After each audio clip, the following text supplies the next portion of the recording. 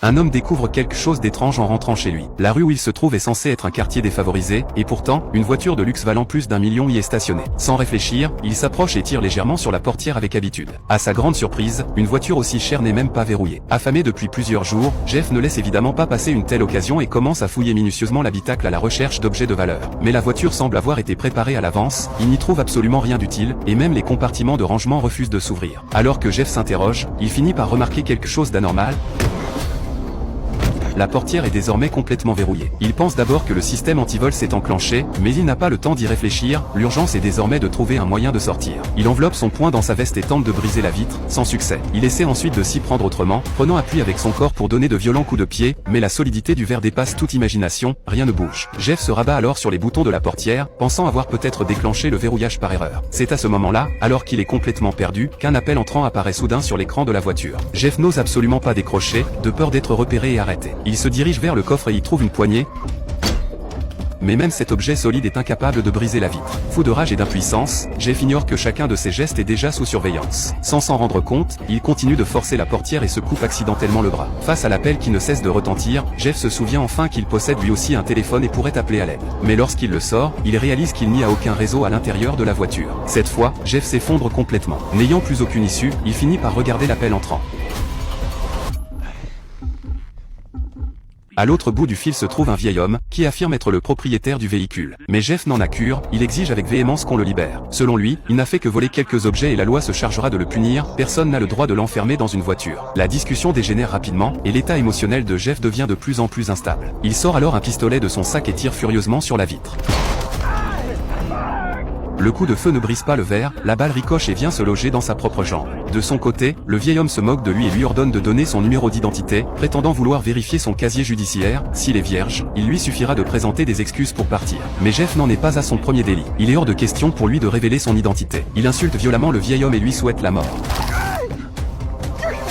Jeff n'aurait jamais imaginé que le vieil homme puisse alors activer à distance un dispositif électrique. Après cette leçon, Jeff se tait, contraint d'écouter le vieil homme lui faire la morale sur l'ordre public. Déjà blessé à la jambe, Jeff sombre rapidement dans l'inconscience. Lorsqu'il se réveille en pleine nuit, il ouvre les yeux avec difficulté et découvre que son bras et sa jambe ont été soigneusement bandés. Cela le trouble, s'il s'agit de le punir, pourquoi le soigner? Mais il n'a pas le luxe d'y réfléchir. Il fouille son sac et trouve quelques petites collations, bien trop insuffisantes. Il ne lui reste qu'à fixer les affiches à l'extérieur, essayant d'oublier sa faim. Le lendemain, Jeff commence enfin à comprendre ce que le vieil homme cherche à faire. Les appels sont presque incessants, il lui parle sans arrêt de sécurité et d'ordre public, comme s'il se prenait pour un justicier chargé d'éradiquer le mal.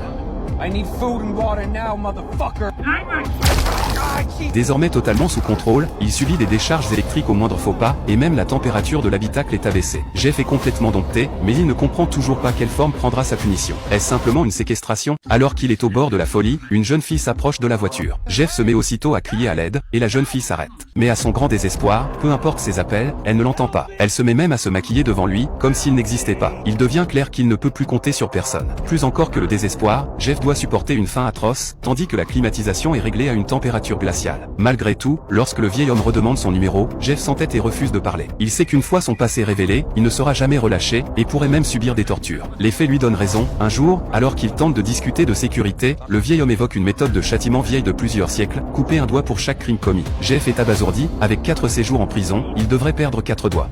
Wonderful fucking life for yourself, you sick fuck. Face aux décharges soudaines, le vieil homme ne lui laisse aucune possibilité de protester. À chaque appel, il débite son discours moralisateur, et raccroche dès que Jeff refuse de donner son numéro. Épuisé et déshydraté, Jeff souffre terriblement. Tant qu'il ne parle pas, il n'aura ni eau ni nourriture. Il envisage même de se débrouiller seul, mais en voyant cette bouteille de liquide coloré, il n'ose pas boire. Jusqu'à une nuit où Jeff se réveille en sursaut. Il se souvient alors avoir acheté quelques billets de loterie quelques jours plus tôt et, par ennui, décide de les gratter. À l'époque, s'il avait commencé à voler, c'était uniquement parce qu'il ne pouvait pas payer une réparation coûteuse. En grattant le billet, il découvre qu'il a gagné. Une ironie cruelle, s'il l'avait su plus tôt, il n'aurait jamais été piégé dans cette voiture. Jeff ne peut s'empêcher de penser que la vie n'est qu'une farce. À ce moment-là, le vieil homme rappelle et reprend son interminable sermon. Submergé par l'émotion et lessivé par ce lavage de cerveau, Jeff finit par révéler son numéro d'identité. Le vieil homme tient parole, de l'eau et un hamburger, attendus depuis si longtemps, sont immédiatement mis à disposition. Affamé, Jeff se jette sur la nourriture. Mais en mangeant, il remarque sous le siège une boîte contenant un dispositif étrange. Il soupçonne qu'il s'agisse du système de contrôle à distance. Il tend la main, hésite, puis se ravise, mieux vaut attendre le le bon moment. Alors qu'il réfléchit, le vieil homme semble recevoir un autre appel et détourne son attention. Jeff saisit sa chance. Il fait un doigt d'honneur à la caméra et, constatant qu'aucune décharge ne survient, comprend que le vieil homme est occupé. Il se penche vers le dispositif, un bouton rouge bien visible attire son regard. Il suppose qu'en le relevant, le vieil homme perdra le contrôle du véhicule. Mais la position est difficile, et malgré ses efforts, il n'y parvient pas. Lorsqu'il reprend son souffle pour réessayer, le vieil homme est déjà de retour devant les écrans.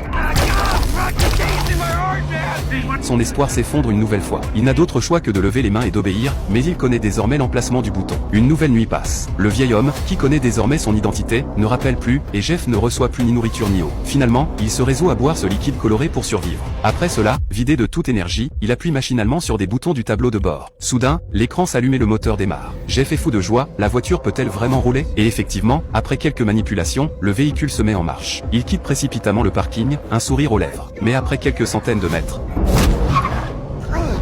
la voiture est de nouveau contrôlée à distance. Le vieil homme se moque de lui, affirmant qu'il a été bien naïf, et lui annonce qu'il a déjà fouillé son passé grâce à son numéro d'identité. Il reprend alors le contrôle du véhicule. Jeff ignore où il est emmené, mais une chose est sûre, la véritable punition ne fait que commencer. Très vite, la voiture déboucha sur une grande avenue animée. Pourtant, au loin, Jeff distingua un contraste saisissant, à côté de l'agitation de la rue, traînaient des sans-abri désœuvrés et de petits voyous interpellés sur le trottoir. Le vieil homme semblait se prendre pour Batman, persuadé d'être investi d'une mission, rétablir la justice et sauver la ville. Peu après, le véhicule s'engagea dans une ruelle. Les yeux fixés droit devant, Jeff aperçut deux voyous en train de s'en prendre à un passant. Soudain, les phares s'allumèrent, une scène qui rappelait étrangement les apparitions spectaculaires du justicier masqué. Avant même que les voyous ne comprennent ce qui se passait,